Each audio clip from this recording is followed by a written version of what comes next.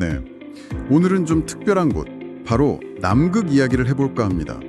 특히 당신이 궁금해하실 수도 있는 부분인데요. 왜 남극이랑 지리적으로 아주 가까운 남미 국가들이 있잖아요. 네, 칠레나 아르헨티나 같은 나라들이요? 네, 맞아요. 왜 그렇게 오래전부터 남극에 관심을 가졌는지, 또 그게 어떻게 영유권 주장으로까지 이어졌는지, 그리고 시간이 지나면서 그 상황이 어떻게 변해왔는지, 뭐 그런 과정들을 좀 깊이 살펴보려고 합니다. 저희는 김봉철 김호 교수님의 남극의 환경, 남미의 규율, 이 책 내용을 중심으로 핵심만 딱 짚어드릴게요. 네, 이게 참 흥미로운 주제죠. 보통 남극하면 뭐 펭귄, 빙하, 아니면 과학기지 이런 것만 떠올리시잖아요. 그렇죠. 보통은 그렇죠. 근데 사실 역사적으로 보면 특히 그 남미 국가들한테는 남극이 그냥 얼음 땅 그 이상이었어요.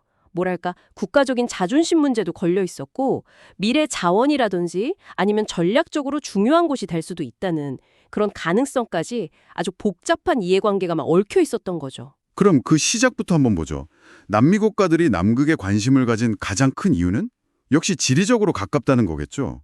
파타고니아 그쪽 끝에서는 남극 대륙이 진짜 가깝게 느꼈을 테니까요. 네, 물론 그 지리적 근접성 중요하죠. 아주 중요합니다. 근데 꼭 그것만은 아니에요.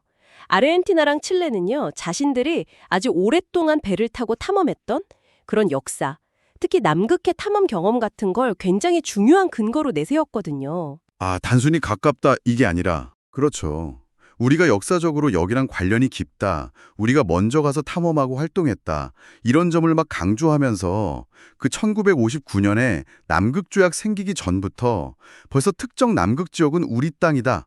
이렇게 영유권을 공식적으로 주장했어요. 어떻게든 법적으로나 역사적으로나 정당성을 확보하려고 굉장히 애를 썼던 거죠. 아, 근데 국제사회는 생각이 좀 달랐던 것 같아요.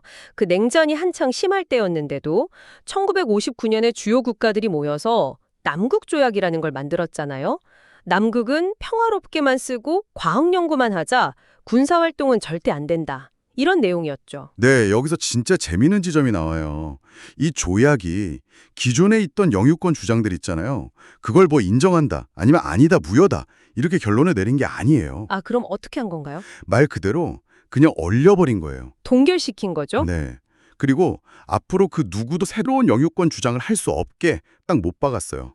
그래서 당신이 꼭 기억하셔야 할 게 이 남극이 비무장, 비핵, 그리고 영유권 동결 상태가 됐다는 겁니다.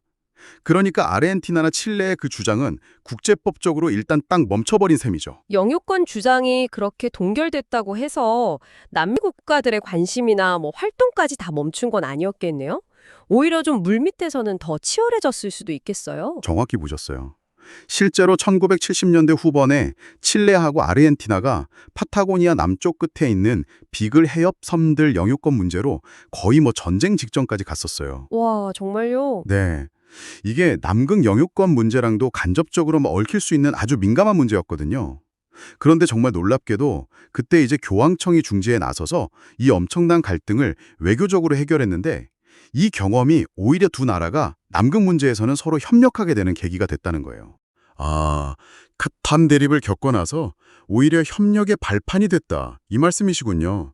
그럼 그 이후에는 전략을 어떻게 바꿨나요? 영유권 주장은 계속 묶여있는 상태였을 텐데요. 네, 그래서 이제 아르헨티나, 칠레, 그리고 좀 나중에 적극적으로 뛰어든 브라질 같은 남미 주요 국가들은요, 남극 조약이라는 그 큰 틀 안에서 어떻게든 자신들의 영향력을 확보하는 쪽으로 방향을 바꾼 거죠. 국제 규범은 따르면서도 그 안에서 실질적인 역할도 하고 목소리도 내기 위해서 국내법이나 제도를 막 정비하기 시작했어요. 구체적인 예시 같은 게 있을까요? 그런 법이나 제도가 실제로 어떻게 작동하는지 궁금하실 것 같아요, 듣는 분들도. 칠레가 2020년에 만든 남극법령이라는 게 아주 좋은 예인데요. 이게 그냥 뭐 선언적인 법이 아니에요. 남극 환경보호, 폐기물 관리, 관광객 규제 이런 건 기본이고요. 심지어 칠레가 자기들 영토라고 주장하는 그 남극 지역 안에서 환경범죄를 저지르면 형사처벌까지 할 수 있게 규정해놨어요. 와, 상당히 강력하네요. 그렇죠. 국제 규범을 자기들 국내법으로 아주 구체화시켜서 영유권 주장은 동결되어 있지만 우리는 여기서 행정적인 관리를 하고 있다. 이걸 보여주는 아주 강력한 신호인 거죠. 당신께서 보시기에도 이건 단순한 환경법 그 이상으로 느껴지실 겁니다. 그렇군요. 그럼 아르헨티나는 좀 어떤가요? 아르헨티나는 2004년에 그 남극조약 사무국 있잖아요. 그걸 수도인 부에노스아이레스에 유치하는 데 성공했어요. 이게 상징적인 의미가 굉장히 큽니다. 남극 관련 국제 논의의 어떤 행정적인 중심지 역할을 맡게 되니까 자연스럽게 조약체제 안에서 발언권이나 영향력이 커지는 효과가 있죠. 그리고 또 세계에서 가장 오래된 남극 상주 기지인 오르카다스 기지를 1904년부터 지금까지 계속 운영해오고 있거든요. 와, 100년이 넘었네요. 네, 이것 자체가 남극에서의 아주 오랜 역사, 그리고 꾸준히 과학 연구에 기여해 왔다는 걸 보여주는 강력한 증거가 되는 거죠. 자, 그럼 정리를 좀 해보면요. 남미 국가들의 남극 이야기는 처음에는 지리적으로 가깝고 또 역사적인 경험 때문에 시작해서 영유권 주장으로 갔지만 남극 조약이라는 국제적인 합의가 생긴 이후에는 전략을 바꿔서 그 조약의 틀 안에서 과학 연구나 환경 보호, 또 관련 법과 제도를 만들면서 영향력을 확보하고 미래를 준비하는 쪽으로 계속 진화해 왔다. 이렇게 볼 수 있겠네요. 네, 맞습니다. 남극은 이제 더 이상 그냥 지도 위에 하얗게 비어있는 공간이 아니에요. 역사, 지정학, 국제법, 그리고 무엇보다 환경 문제가 아주 첨예하게 교차하는 곳이죠. 특히 기후변화 시대에는 그 중요성이 더 커질 수밖에 없고요. 인류 공동의 자산인 남극을 앞으로 어떻게 잘 관리하고 보존할 것인가, 이건 정말 우리 모두의 숙제입니다.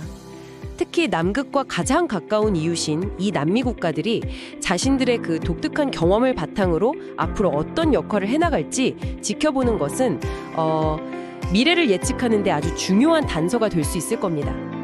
만약 당신이 남극의 미래를 직접 그려볼 수 있다면 어떤 모습을 상상하시겠어요?